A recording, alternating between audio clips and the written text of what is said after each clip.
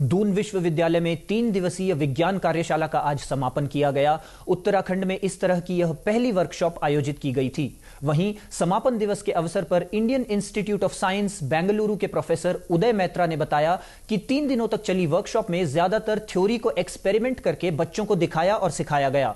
इससे न सिर्फ बच्चों का दृष्टिकोण बदलेगा बल्कि उनकी शोध करने की क्षमता भी विकसित होगी। ये पिछले 3 दिन से हमारा यहाँ जो प्रयोगशाला चल रहा है, वर्कशॉप चल रहा है, यहाँ ये उत्तराखंड में पहला बार 3 साइंस एकेडमीज का प्रोग्राम है, लेक्चर वर्कशॉप प्रोग्राम। इसमें लगभग 200 के आसपास स्टूडेंट्स और टीचर्स आए हैं।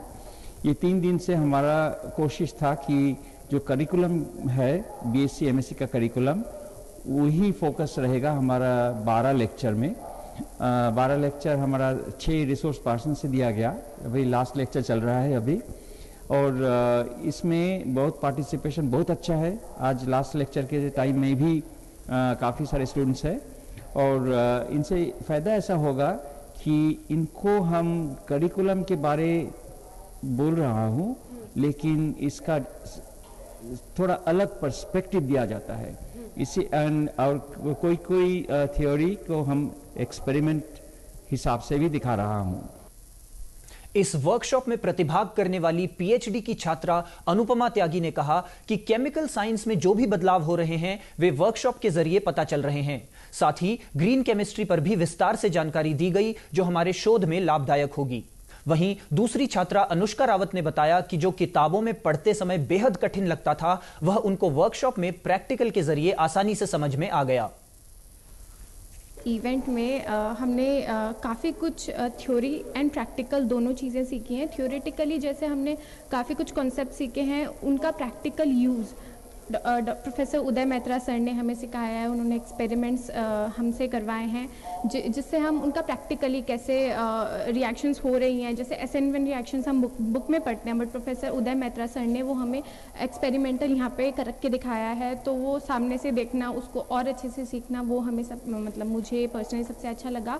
मेरी रिसर्च कैटालिसिस पे है, तो इस पूरे वर्कशॉप में कैटालिसिस के रिलेटेड भी बहुत सारे लेक्चर्स थे। तो उससे हमने उनके मैकेनिज़्म, उनके और डीप अंडरस्टैंडिंग के लिए, वो स्पेशली PhD स्टूडेंट्स के लिए बहुत ही बेनिफिशियल था।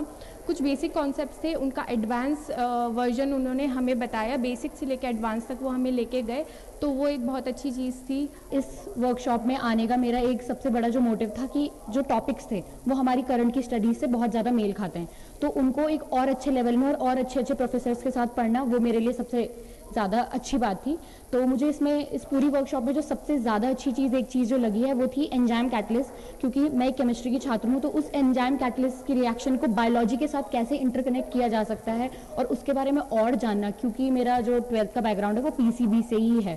तो इस वजह से वो जो चीज़ थी मुझे ज़्यादा अच्छी लगी है, और मैं आगे भी ये चाहूँगी कि मैं अपनी PhD जो करना चाहूँ वो अपनी बायोलॉजी की तरफ लेके जाऊँ, जो कि मैं अभी BSc में अपनी नैनो साइंस से मैंने अपनी रिसर्च शुरू कर दी है।